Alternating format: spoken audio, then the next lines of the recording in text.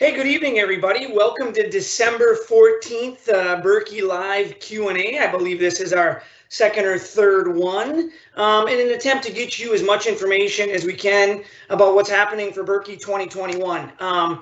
As I think I want to really reiterate again, Berkey 2021 is not going to be a one-size-fits-all for everybody. There's going to be a lot of different needs that everybody have in different circumstances. If you're coming to the Berkey from Minneapolis and you have a cabin up here, is probably very different than trying to do a Berkey from Oklahoma City or San Diego. And I know somebody from San Diego, that's why I said that.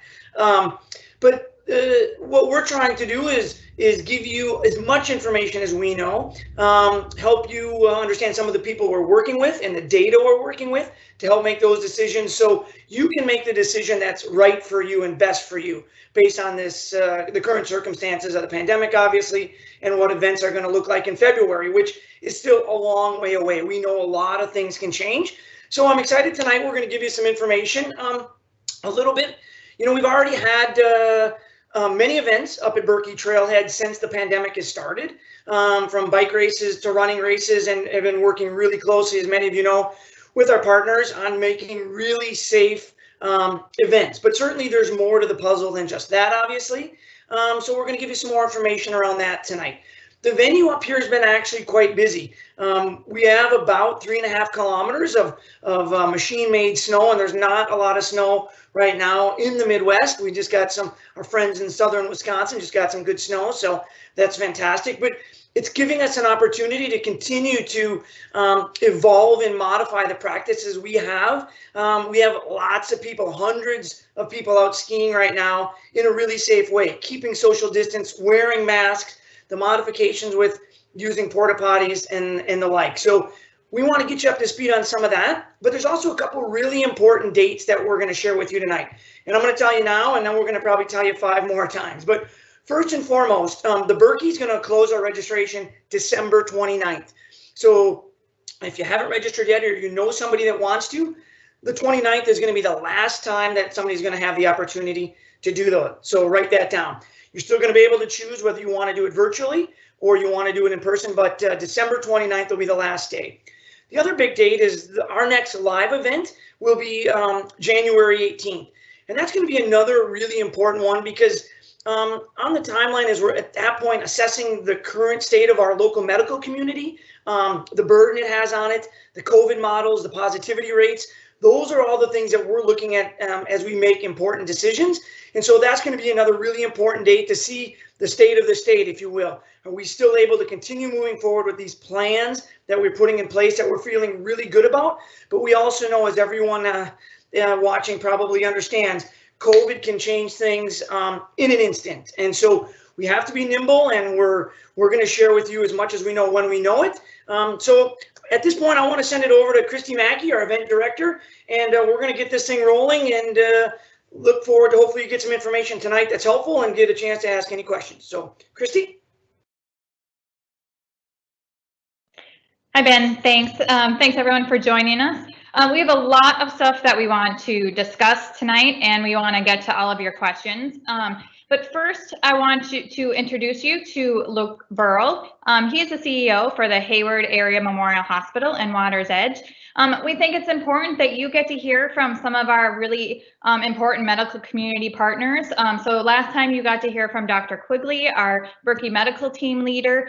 This summer, if you tuned into any of the videos, you got to meet Julia Lyons, the public health director officer for Sawyer County. So we thought it would be really important to introduce you to Luke Burrell, so he can kind of give you some idea of what we are discussing with them as we think about moving forward with our plans.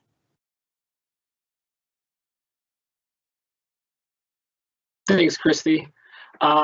So just for a good understanding of what's going on within the region up here in Hayward, I want to step back for a second because there's so much information out there related to healthcare and COVID and the response to it to understand kind of what the local environment looks like. So it's important to understand that tertiary care, when you hear about ICUs, is where patients end up when they need a higher level of care. So there isn't ICU care available in a place like Hayward.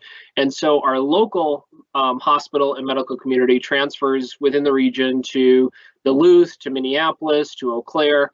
And right now, regional facilities are at or near capacity. And so what that does locally then is forces some of the smaller facilities to take care of patients that they would otherwise try to transfer.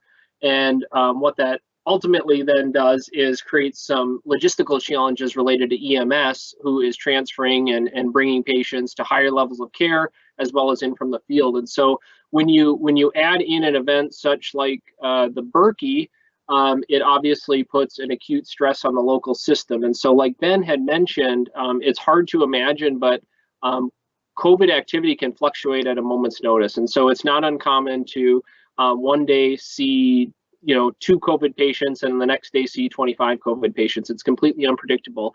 But to give you some perspective about what's happening within our local area here in Berkey land, about 50% of patients that are coming into the local ED have COVID-like symptoms or maybe COVID positive. Positivity rates in Sawyer County itself and similar across the region are about 11% or so, which is putting some acute strain on the healthcare system. And it's important to acknowledge, and I just want to recognize all the great work that the Berkey's done to make really safe events. The ability to hold an event during this pandemic is not due to the fact that whether or not the Berkey can put on a safe event. COVID is not truly the issue. The issue is the broader healthcare system, as we talk to the medical community. As COVID patients begin to back up some of those systems, it becomes more difficult to transfer and get patients that have time-sensitive issues such as heart attacks and strokes up to the higher level of care they need. So we've been working really closely with Ben, Christy, and the rest of the team to make sure that we're giving them the best information and eyes wide open in terms of all decision making. So with that, I'll hand it back over to you, Christy. Thank you.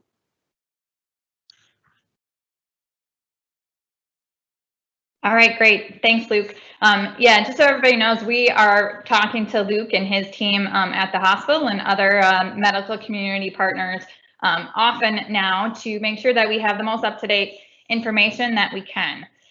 So now I'm going to go through a little presentation so you can kind of see where we are in the state of planning things and any new updates that we've had since we had the last Q&A back in November. So we'll do the little presentation now, and then we will go through some questions. All right. So I just want to give you an idea of what, there we go, of all the things that we are going to go through tonight. So we had already the little medical update. We're going to go through the dates to remember. We'll touch on bib pickup mailing option for bibs and for gear bags. I have a sneak peek at what the Berkey start and finish venue is going to look like. We'll discuss the Berkey tour and how you might be interested in that. And then a couple of other exciting things to talk about as we go along here. Okay, so I just want to reiterate that we will have very limited medical on course this year, that you will not see medical volunteers at aid stations like you have in the past. They will be very limited, and there will not be any ski patrol on the course. So Dr. Quigley reinforced last time that if you have any conditions, underlying conditions, that you should really be concerned for yourself. So we're looking at medical from 2 different levels, from a participant and volunteer staff level, from more individual level, and from the broader community level. So right now I just want to talk a little bit about from the individual level. Do not participate if you are not confident that you are physically prepared for the event that you are registered for, because we will have fewer medical on course, and it may take longer to get you the care that you need. If you have had COVID-19 within 90 days of the event, medical personnel are recommending that you do not do the event because they have been seeing some lasting symptoms and consequences of having COVID-19, even if you had just a mild case. So having some of these things in mind, we will not be doing age group awards this year. There will be no reason to push yourself beyond your limits and to take chances on the course this year. If you did not see Dr. Quigley's message last month. It is on our Berkey event update page that you can find on our front page on the website.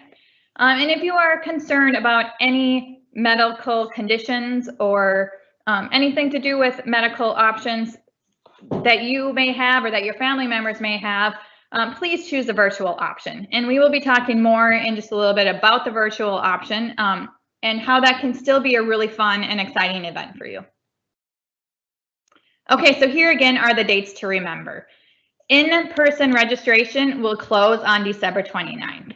If you are still interested in doing the virtual option after December 29th, that will be open until January 19th. But we are closing Berkey races on December 29th. We will not have the same numbers that we have in previous years, but we feel like we need the extra time to dial in some of our protocols and to be really secure with the numbers that we have on course for each day. We will do another Q&A like this on January 18th, where you will get a lot of information about what things are going to look like in February. And then January 19th, the day after that Q&A, will be the last day to make any race changes, wave upgrades, or to register for the virtual option. So January 19th, you can still change from Berkey to Cordy or Cordy to Berkey, or try to get a wave upgrade. But after the 19th, those will all be closed. January 22nd is the last day to switch to virtual and get your ski ties and bib mailed to you before the event. After January 22nd, you can still switch to virtual, but you will not get the ski ties, and we cannot guarantee that you will receive your bib before the event. And how will you get your bib this year? You have a couple of different options. If you are a virtual participant, your bib, your hat, and your finisher medal or pin will be mailed to you the beginning of February if you have switched to virtual or registered for virtual by January 22nd. In-person participants, we will have a drive-up bib pickup at Berkey Ridge, Berkey Week, and more details on that will be coming as we get closer to the event. If you do not want to have to worry about sitting in line in your car and going through the whole drive-up bib pickup process, we will also have a mail option for a slight fee, $6. You can have your bib hat mailed to you. And if you choose that option by January 22nd, everything will get to you before the event. So go to Berkey.com under bib pickup and event week schedule, either on the American Birkebeiner page, the Cor de Lopet page, or the Prince Haakon page, and you will find the link to get to register to have your bib packet mailed to you. If you've also gotten a gear bag, you can pick those up in person during bib pickup Berkey week, or there is still the $11 mail option.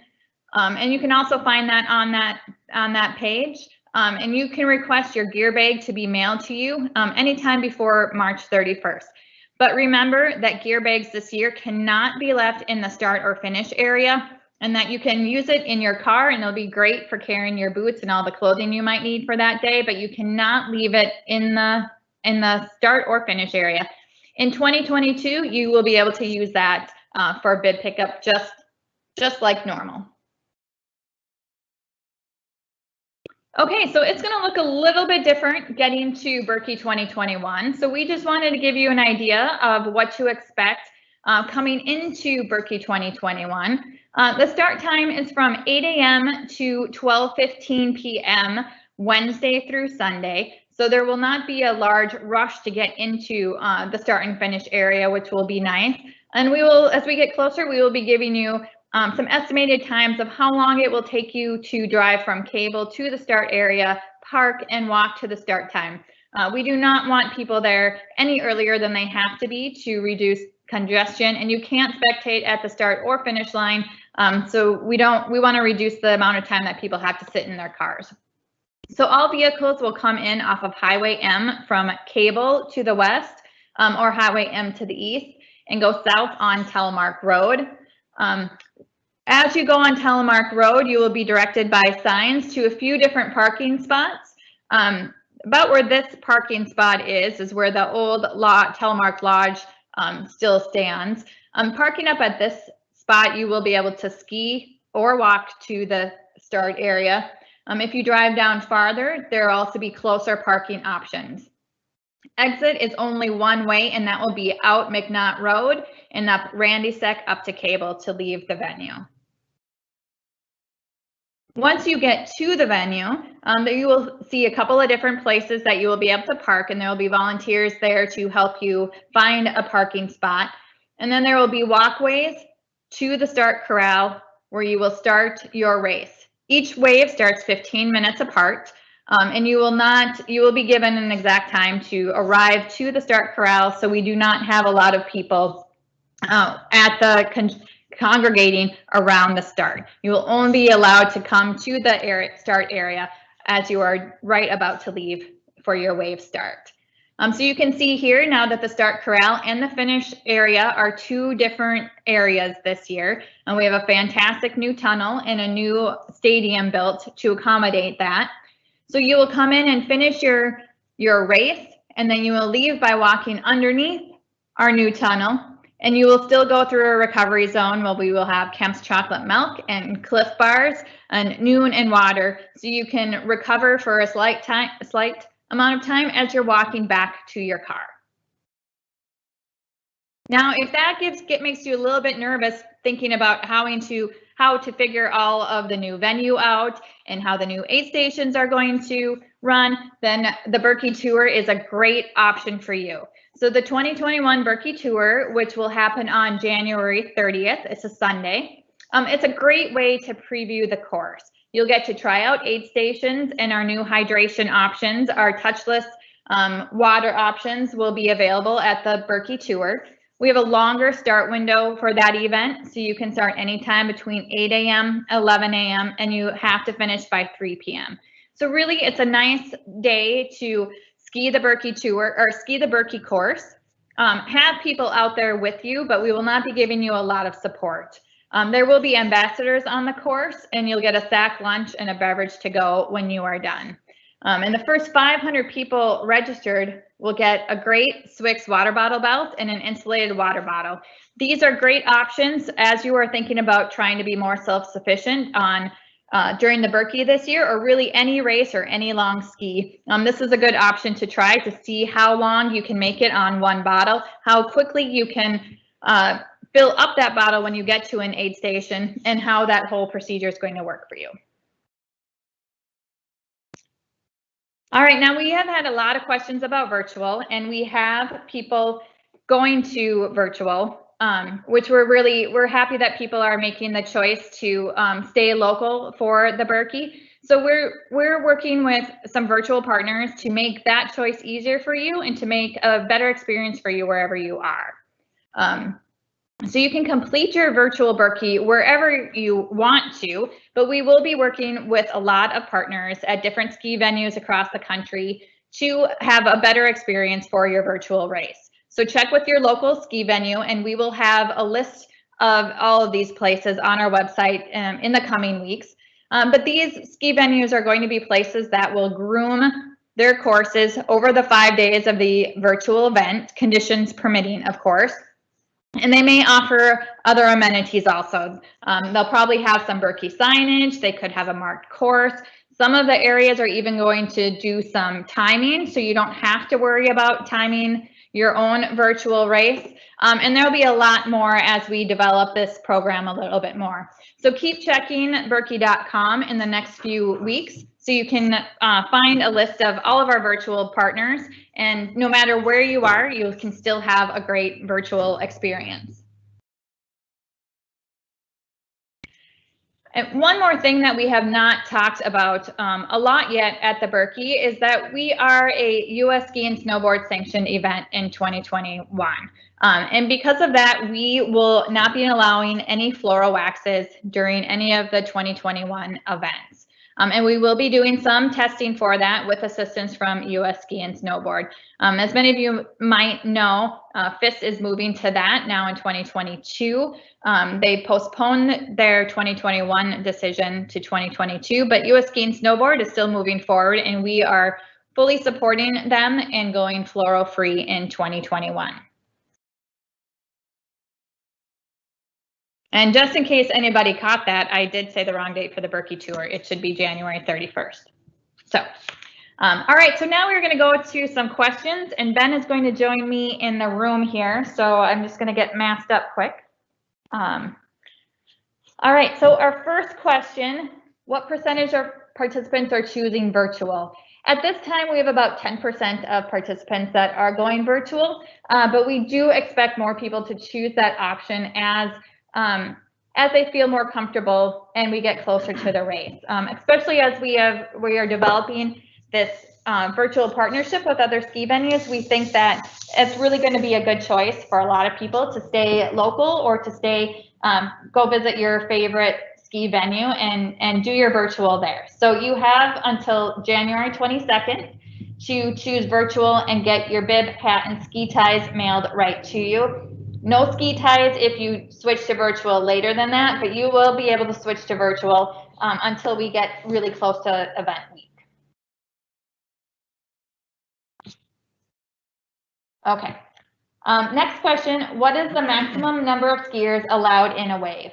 And that really changes depending on the wave. We look at various factors like speed of the wave, so average speed of the skier. We look at historical no-show rate, original size of the wave.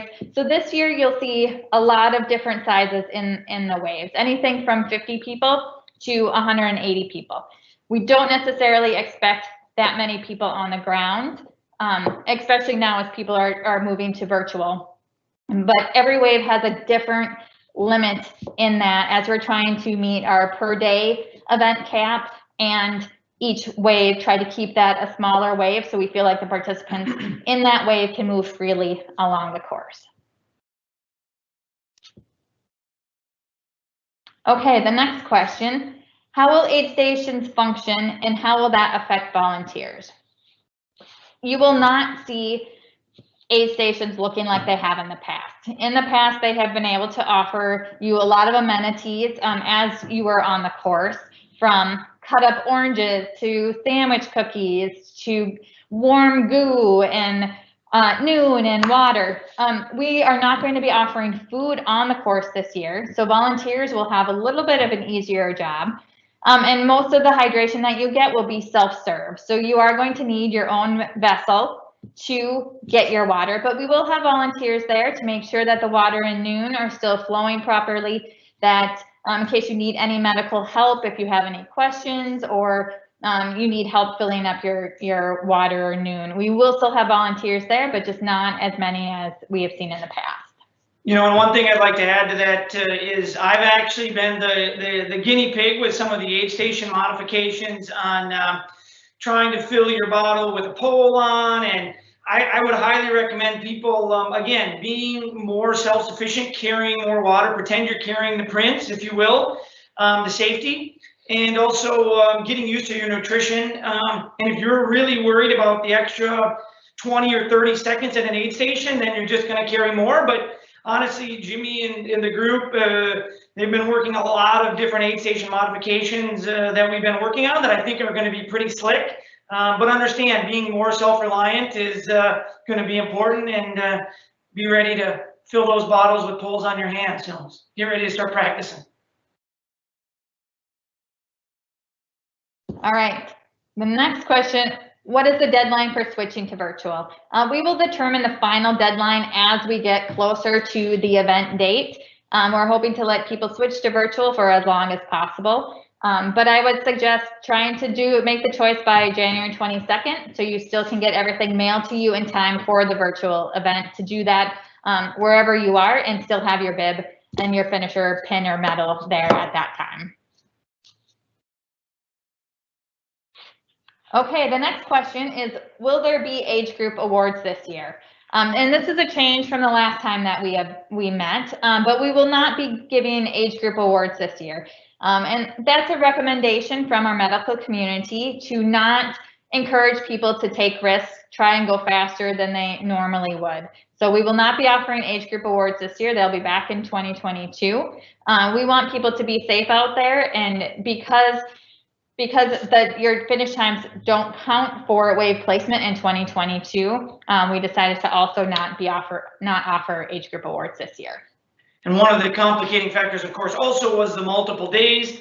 It does get very tricky. We understand the difference between snow conditions on Wednesday versus snow conditions on Saturday. So understandably why they'll be back in 2022. Exactly. All right, next question. I'm registered for the Birkie, but thinking about skiing the Cordy. Can I make that decision on race day? We strongly discourage you from making that decision on race day. And if you do make that decision, your race will not count towards your completed Birkie or Cordy count. We are really closely monitoring the flow and predicting the flow of the race. And we need to really know where you are at all times and what race you are registered for.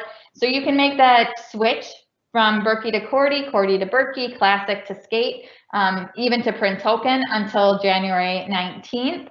But after that, your bib will match what race you are doing, and you need to, in order to get completion credit, you need to ski the race that you are registered for. And I think also I'd like to add that I think Christy touched on it, but the amount of modeling data that has gone into how people flow along the course really determined the start windows and how many in each wave. So the goal is to really keep people in the event they are, because that's the model of where they should be on course. So we don't end up with suddenly a big group of 200 people. So yeah, no, I can't talk. All right, next question. Why can't my registration be refunded or deferred until 2022? I'll take that one. I hope we were really clear with people when we did open registration that we weren't sure what 2021 Birkie was going to look like. And so know this, that when people register, we put your money to work immediately. So unfortunately, we did have people laid off. And as people began to register, we brought more staff back. We invested in equipment and tools, not to mention the specific race day stuff. So as people registered, we took that commitment to the event and trying to enhance that year's experience. And so that money has been spent. And that's why we really make it very clear that we can't offer refunds or move that forward to the following year, because we invested almost immediately upon you registering. All right, the next question, moving to some of our other events. My kids are skiing the Barna Birkie. How do I select their day to ski? For participants that have not registered yet for the Barna Birkie, the Barka Birkie also, when you register, you will be able to select which day you're going to ski, and you will have a time window that you can start that race. So for the Barna Birkie, you will have a half-hour window where you can start anytime within that half hour. And that just allows us to spread participants out on the course and in bib pickup, which will again be drive up for the Barna Birkie also. And then it will just allow for a better spread, physically distanced, start, finish, and on-course experience for all of the Barna Birkie kids. So when you register, you will be able to pick that time and day. If you've already registered, we will be reaching out to you to have you pick a day. Okay, can I ski my virtual event on the race course? The answer to that is no. And the reason being, the race course during that Wednesday through Sunday is completely programmed and modeled out to keep people distanced and safe. So if you want to do your virtual Birkie on the Birkie course, the southern half of the course will not be being utilized by the event. But we can't guarantee what the grooming will look like on the southern half of the Birkie course. All our efforts will be going to prepare the 40+ kilometers on the north half of the course for those in-person events. Again, the southern half of the course will be open. People can utilize it, parking down at Hatchery or Mosquito Brook or Gravel Pit, and using that section of the course for virtual. But all of the trail north of Double O is really going to be completely full with skiers already that are there in person.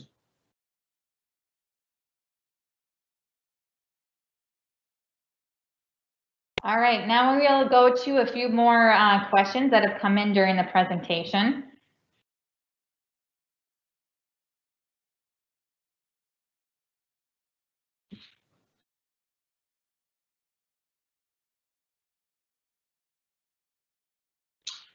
As we wait for those first questions to come in, I think one of the really important things to think about as people are out practicing, keep asking questions, certainly keep reaching out. We're working daily, continuing to evolve the modifications, the work that's happening. And so I think don't hesitate. We are all working here every day, trying to get those answers for you. So certainly do not hesitate to reach out. We know that everybody has a unique set of circumstances, and we really want to be here to help answer those questions. All right, here are questions again, and this is a good one. I'm skiing the Berkey on the same day my wife is skiing the Cordy, but our start times are 3 hours apart. Do you have a recommendation on how to spend those 3 hours pre and post race? You know, I think there's a couple things that are going to be helpful with that, and maybe you have some more ideas as well. But one of the things, you know, the town of Cable has some really great amenities that are curbside and COVID friendly. The restaurants there, the coffee shops, the grocery stores have done a really good job of creating COVID safe food to go, coffee, etc. So I think the flow of traffic, you know, don't envision Berkey Day like normal where there's thousands and thousands of cars. You know, there's going to be much less on any given day. So if you were to drive in, do your event, you can hop in your car, drive into Cable. If you truly have 3 hours, you could come even to Hayward. Get a meal, again, a lot of great takeout options, and then head back up, and again, you can drive right back in. And so, you know, the opportunities there, I think, are going to be a variety of things to be able to pass some of that time, but getting in and out will not be a challenge.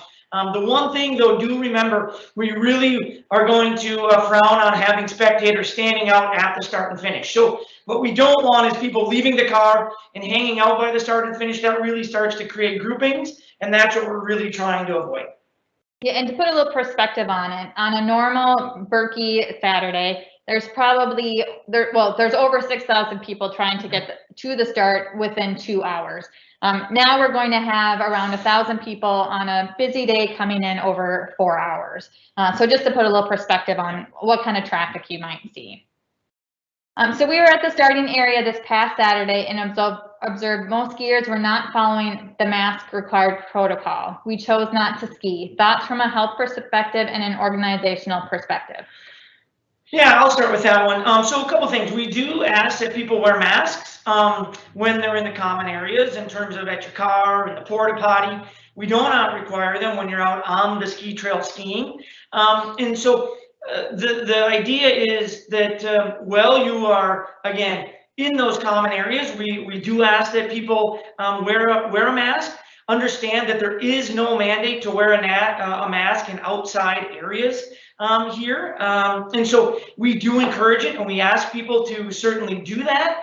But again, it's a little bit of a ebb and flow at any given time. We do have those signages posted that we do recommend that when you are in those common areas.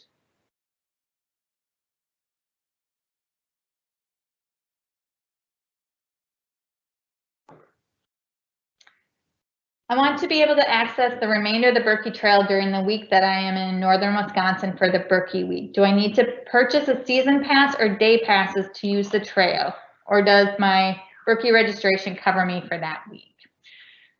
This year, obviously, it's a little bit unique of a situation. So yes, this year during the Berkey period, your Berkey bib is essentially your pass for those 5 days. So when you're here on Wednesday, Thursday, Friday, Saturday, Sunday, that essentially we will honor that you being out there skiing on those periods. But again, please do remember that the Wednesday through Friday or Wednesday through Sunday is good. The north half of the trail will be only for the races. So if you are skiing, it does have to be south of 00.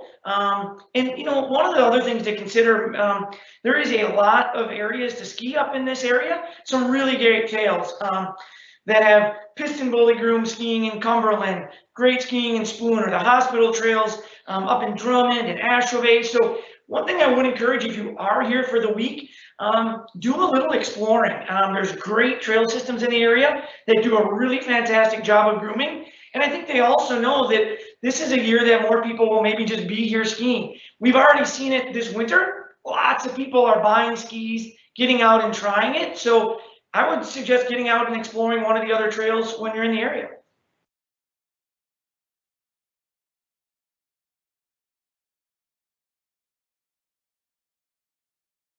Can you explain the drop off and pickup of skiers? If we drop off a skier, can we get back to pick them up or wait in the parking lot?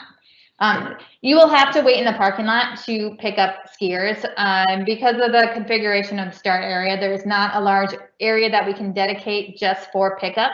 But you will be able to, like I said before, the numbers will be smaller in the parking lot areas. So you will be able to hopefully text someone where you are parked if you are parking and then leaving, or have a prearranged parking lot that you want to meet them at beforehand. And we can develop some more protocols for that and some more suggestions on how the easiest way to drop off and pick up skiers as we get closer to the event. And one of the great amenities is the tracker. The tracker, you know, the likelihood of having a few additional trackers out on course such that you can know right where your skier is, especially as they get near the finish. So maybe you drop them off in the morning, it's 8 a.m. and they went off skiing, and you could enjoy it from your cabin or wherever you might be staying and watch them make their progress. And then, wow, they got 10K to go and they're going 10K an hour, you know that, all right, it's time to head back up and park. But as long as you have a prearranged area where you know they can come find you or text you, you can spend your day enjoying the day and not having to wait there in the parking lot. All right, the next question, will there be a Barkaburkie this year? Yes, we do have plans for a Barkaburkie. Registration should be open for that in the next few weeks. Barkaburkie will be Wednesday and Thursday from 8 a.m. to 11 a.m. at Berkey Ridge. And you will have to pre-register for that and sign up for a specific time. There will be probably 2 lengths of that, and a little bit of that will be dependent on snow conditions, which we hope we don't have any worries about that. But you will see more information about that coming out very, very soon. All right, the next question, how many medical issues happen in a typical Berkey that require transport to the Hayward ER? On a normal year, it's probably around 10 transports to the Hayward emergency room off of the course. And our medical volunteers out on the course usually talk to around 100 people with various things from cramps to blisters to frostbite or exhaustion, somebody that might need a hand warmer or a little Vaseline on their cheeks. So normally in a normal year, we do not have a lot of medical contacts, and our participants are usually very healthy and don't require a lot of medical care on the course or at the ER.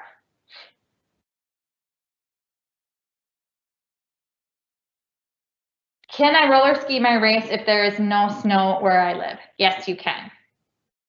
That's an easy answer. Yeah, how about nice. That one? And we will have more information on how to virtually do your race by roller skiing. We're hoping to even add running and biking to that list of how to do the virtual race. And we're still working on some of those details. How do you get your bag if you are a virtual racer? You can have your gear bag mailed to you. There will be a link on the website. I think it's there now. So it's an $11 fee to have your bag mailed to you. So all virtual racers can take a look at that. Okay, the next question. Will participants be staggered started within each wave to avoid a mass pack at the start? Each wave has a 15-minute start window. There will be spots in the start area to remain 6 feet apart from each other. If you still do not feel comfortable in that kind of a configuration at that density, then you may start anytime within that 15-minute window. We recommend starting within the first 10 minutes because the next wave will be starting to come in at the end of that 15 minutes to get prepared for their start. So we will have some recommendations for whether you want a start right off the start line with other people, or if you want to hold back a little bit and have a more distant start. And just to give people a little perspective, the start line is just over 100 feet wide. And the women's field, the elite women is normally around 75 or 80 women. So if you think of a wave around 100, if you can envision their wave or even a little bit bigger, there's a huge amount of room to really spread out. So getting yourself 6, 10, 15, 20 feet will be no problem. Many of you, if you're skiing out on artificial loop now in the cities or whatnot, where it can get really jammed up, this is going to really afford the opportunity to really spread people out. And then, of course, as many people know, the first sections of trail are quite wide, and so hopefully we'll really be able to keep people spread out as they get going. And again, as Christy said, if you don't want to start immediately, there will be that window. And for those of you that have skied many of the other World Loppet races around the world, like many other World Loppet races do it, you have that little bit of window to go out and start. So should be a really quite safe start. And your time is chip time, so your time will start when you cross the start line, not when your wave starts. So you don't have to worry about waiting 5 minutes and feeling like that's going to slow your time down by that amount of time. Your time will start when you cross the start line. Okay, the next question, will you be required to go to a virtual partner, or can you go to your local venue? You may do your virtual race wherever you want to. We are just starting to work with different ski venues to develop a more robust virtual experience. So you might get extra amenities if you go to a virtual partner, but you may certainly do your virtual race wherever you want to. If you have your favorite ski trail and that's where you want to go, whether it's a 2K loop or a 40K loop, you are more than welcome to do your virtual race wherever you want to. And I'd just like to add, this is probably, I hope, the only time in your entire life that you will ever ski a Birkie on your home training course. So if you decide you want to do it, it might be the 1 year you get that opportunity. All right, the next question. That's it. Thanks for all the questions. Fantastic. I think certainly from our standpoint, we just want to say thank you for everybody for tuning in. We are here working hard as a staff, as a community, working closely with the state and Luke and the partners there, as well as a group of volunteers, getting ready to create safe ski experiences for all of you. Knowing that for some of you, it's to come here and race in February. Others of you, it's to race it wherever you might be. And there's going to be a wide variety, a big medium for which that can be. So certainly, again, we just want to reiterate, please reach out, ask questions, and don't be afraid to say, hey, I don't understand this. How do we do that? And also understand, as we've mentioned, things will continue to evolve. They're changing rapidly with COVID, but certainly we're here. We're going to continue to plan, and we look forward to eventually seeing you up here in the Northwoods. So thanks for joining us tonight.